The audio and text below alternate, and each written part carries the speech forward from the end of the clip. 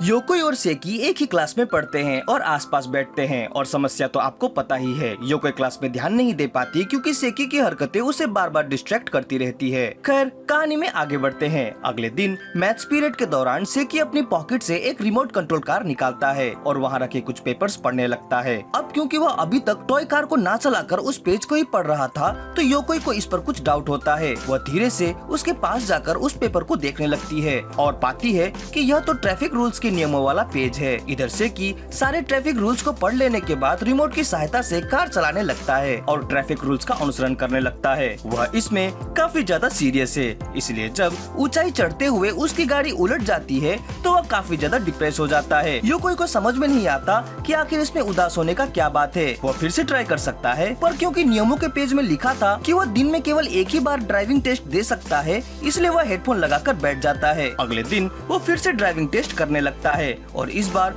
वो इसमें सफल भी हो जाता है और उसे अपना ड्राइविंग लाइसेंस भी मिल जाता है, जो कि उसने खुद ही बनाया था। इसे पाकर वो काफी ज्यादा खुश हो जाता है और खुशी से अपना हाथ उठा देता है। इसे देख योकोई सोचती है कि लाइसेंस होना कितना अच्छा होता होगा, चाहे वो फेक ही क्यों ना हो। तभी टीचर सेकी को हाथ उठाता देख उसे गणित के सवाल हल करने के लिए बुलाते हैं, पर सेकी को तो आंसर नहीं पता। वो योकोई से मदद मांगता है पर वह उसे मना कर देती है। फिर सेकी फेक लाइसेंस का प्रलोभन देता है जिससे कि वह मान जाती है, पर जब सेकी उसे कंट्रोलर देकर टेस्ट में पास होने को कहता है तो योकोई उसके प्रस्ताव को नकार देती है। उसे इतनी मेहनत नहीं करनी। बेचारा सेकी अब बड़ी दुविधा में फंस गया है। उसे अब खुद ही मैथ्स को सॉल्व करना होगा। ऑडियो विजुअल क्लास के दौरान सेकी फिर से शाजी गेम खेलने लगता है। इस बार वो इसमें शाजी पीस के बजाय चेस के पीस का यूज करता है। योकोई को कोई आइडिया नहीं है कि अब सेकी क्या करने वाला है। तभी क्लास की लाइट ऑफ होती है और एवी क्लास शुरू होती है, लेकिन सेकी अपना खेल जारी रखता है। योकोई यह जानने को उत्सुक है कि वो इतने अंधेरे में कैसे गेम खेलेगा। वह देखती है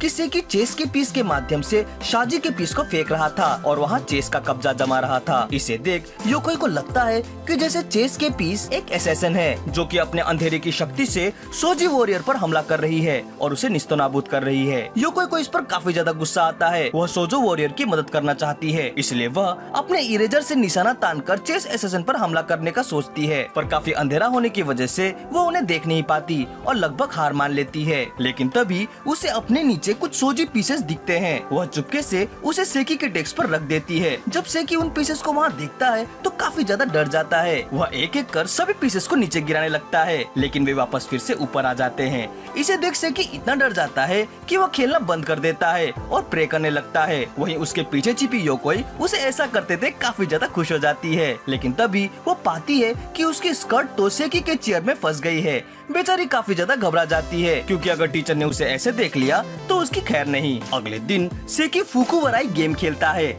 ऐसा गेम जिसमें खाली फेस वाले तस्वीर पर नाक कान आदि चिपकाना होता है, वो भी बिना देखे। आंखों में पट्टी बांधकर सेकी गेम खेलना शुरू कर देता है और कई ऐसी गलतियां करता है जिससे कि योकोई की हंसी छूट जाती है, लेकिन एंड में वह इसे सही तरीके से करना सीख जाता है, जिसे देख योकोई चौंक जाती है। वह उनसे एक फैमिली बनाता है जिनका एक बच्चा होता है। हर स्टेप के साथ वो बच्चा बड़ा होता जाता है। योकोई को यह देख काफी अच्छा लगता है, लेकिन जब वह यह देखती है कि बड़े होने के साथ साथ बच्चे और पेरेंट्स के बीच दूरियां बढ़ रही है तो योकोई को काफी डर लगने लगता है कहीं बच्चा गलत रास्ते में ना चला जाए। वह उसे बचाना चाहती थी, इसीलिए वह फूंक मारकर पेरेंट्स को बच्चे के पास भेजने की कोशिश करती है, लेकिन गलती से वह सेकी के ही हाथों में फूंक मार देती है। सेकी काफी घबरा जाता है कि कौन है। वह अपने आंखों से पट्टी हटाता है, उसे आसपास कोई नहीं दिखता क्योंकि योकोई ने जल्दी से अपना चेहरा घुमा लिया था। बाद में जब वह फिर से सेकी के गेम को देखती है तो उसे यह देख काफी अच्छा लगता है कि पेरेंट्स अब बच्चे के बिल्कुल पास आ गए हैं। उसे लगता है कि अब वह बच्चा बड़ा होकर एक अच्छा इंसान बन सकेगा। हिस्ट्री क्लास के दौरान टीचर बच्चों को कुछ वर्कशीट सॉल्व करने को देते हैं, पर क्योंकि वर्कशीट कम पड़ जाती है तो कुछ बच्चों को यह वर्कशीट शेयर करना पड़ता है। सेकी और योकोई ने भी इसे शेयर किया है, जिसके कारण उन्हें डेस्क जोड़ना पड़ता है, पर सेकी इससे बिल्कुल भी खुश नहीं है क्योंकि इससे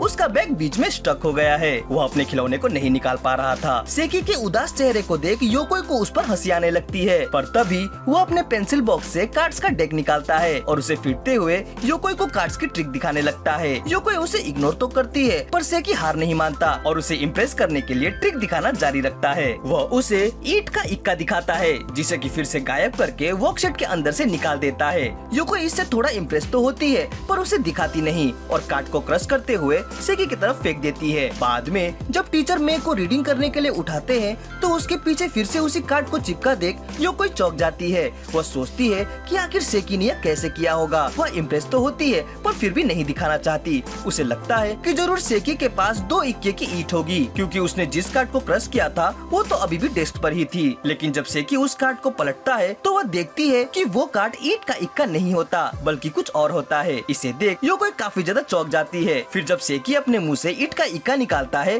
तो वह इसे देख भौचक्की रह जाती है। वह झट से मे के पीछे लगे कार्ड्स को देखने जाती है पर वहाँ कार्ड नहीं होता। यह सब देख योकोई के जैसे होश ही उड़ जाते हैं और सेकी अपने मकसद में कामयाब हो जाता है। बायोलॉजी क्लास के दौरान सेकी चश्मा लगाकर बैठ जाता है। उसे देख योकोई को लगता है कि शायद अब वह अच्छी तरह से पढ़ाई में ध्यान देगा, लेकिन तभी वह एक आईना निकालता है और अपने चेहरे को देखने लगता है कि उस पर चश्मा कैसा लग रहा है। वह और भी कई सारे चश्मे निकालकर उसे लगाकर आईने में देखने लगता है।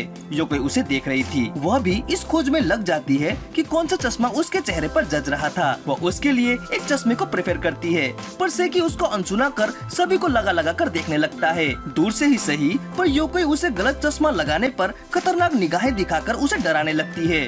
बेचारा चश्मा ढूंढता रह जाता है कि कौन सा लगाए, लेकिन अंत में जब वह योकोई की पसंदीदा चश्मे को लगाता है तो इससे योकोई काफी ज्यादा हैप्पी हो जाती है। उसे सेकी इस चश्मे में काफी ज्यादा स्मार्ट लगता है। पर सेकी उस दिन तो उस चश्मे को लगाता है, पर अगले दिन से वो फिर से बिना चश्मे के ही स्कूल आने लगता है, जिससे कि योकोई को सेकी फिर से स्टूपिड लगने लगता है। अगले दिन सेकी क्लास में फ्लिप बुक से खेल रहा होता है। योकोई जानना चाहती है कि आखिर वो इसमें क्या बना रहा है। वह देखती है कि उसकी ड्राइंग्स के नीचे कुछ वर्ड्स लिखे हुए थे। उसे लगता है कि यह कोई गीत है। उसे उन शब्दों को पढ़ने की जिज्ञासा होने लगती है, लेकिन पाती है कि उसने तो इसमें एक ही शब्द को बार बार लिखा है। तभी सेकी अपनी बैग से एक साउंड रिकॉर्डर निकालता है और बुक फ्लिप करते हुए अपने वॉइस को रिकॉर्ड करने लगता है, जैसे कि कोई एनिमे वॉइस आर्टिस्ट करता है। योकोई यह सब तिरछी निगाहों से ही सही पर ध्यान से देख रही थी। वह जानना चाहती है कि सेकी अब आगे क्या करेगा। फिर सेकी सेटिस्फाई होते हुए अपने हेडफोन को बाहर निकालता है। योकोई काफी क्यूरियस हो जाती है। बाद में शॉर्ट ब्रेक के दौरान योकोई चुपके से क्लास में जाकर सेकी के फ्लिप बुक और रिकॉर्डर को निकालती है और इसे फ्लिप करते हुए सुनने लगती है। सेकी ने यहाँ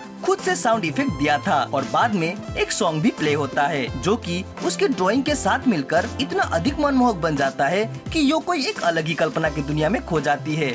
उसे यकीन नहीं होता कि सेकी के अंदर इतना ज्यादा टैलेंट है, लेकिन जब वह पेज के एंड में पहुंचती है तो पाती है कि वहाँ तो एक मॉडल शॉप का स्टंप लगा हुआ है, जिससे कि उसे यह पता चलता है कि यह कुछ और नहीं बल्कि उस मॉडल शॉप का एक एडवर्टीजमेंट है। एक दिन योकोई को टीचर के ऑफिस में बुलाया जाता है, क्योंकि टीचर्स को लगता है कि योकोई क्लास में ध्यान नहीं दे पा रही। वे इसका कारण जानना चाहते हैं, पर योकोई इन सब बातों को इनकार कर देती है। वो नहीं चाहती कि सेकी मुसीबत में पड़ जाए, लेकिन उसी दौरान वह सुनती है कि टीचर्स जल्द ही बैग इंस्पेक्शन करने वाले हैं और अगर ऐसा हुआ तो सेकी जरूर अपने टॉयज के साथ पकड़ा जाएगा। वो मन ही मन सोचती है कि ठीक ही है, अगर वो खिलौने के साथ पकड़ा गया तो कम से कम उसे डिस्ट्रैक्ट तो नहीं होना पड़ेगा। क्लास शुरू होती है और इधर सेकी अपने रोबोट टॉय फैमिली के साथ खेलने लगता है। उसके उस रोबोट फैमिली को देख योकोई को उन पर काफी ज्यादा प्यार आने लगता है। वह नहीं चाहती कि टीचर उसके इन रोबोट टॉयज को जब्त कर ले, इसीलिए वह झट से सेकी को उन टॉयज को छुपाने को कहती है। सेकी उसकी बातों को मानता तो है, पर वह अभी तक गेम मोड में है। वह इस तरीके की गतिविधि करता है मानो वो रोबोट सच में जीवित हैं और खुद को छुपाने की कोशिश कर रहे हैं। खैर आखिर में वो तीनों में से 2 को अपने लंच बॉक्स में छिपा लेता है और तीसरे को अपने चेयर के पीछे झुला देता है, मानो वो टीचर से छुप रहा हो। जब टीचर सेकी के बैग को चेकिंग करते हैं तो योकोई काफी घबरा जाती है।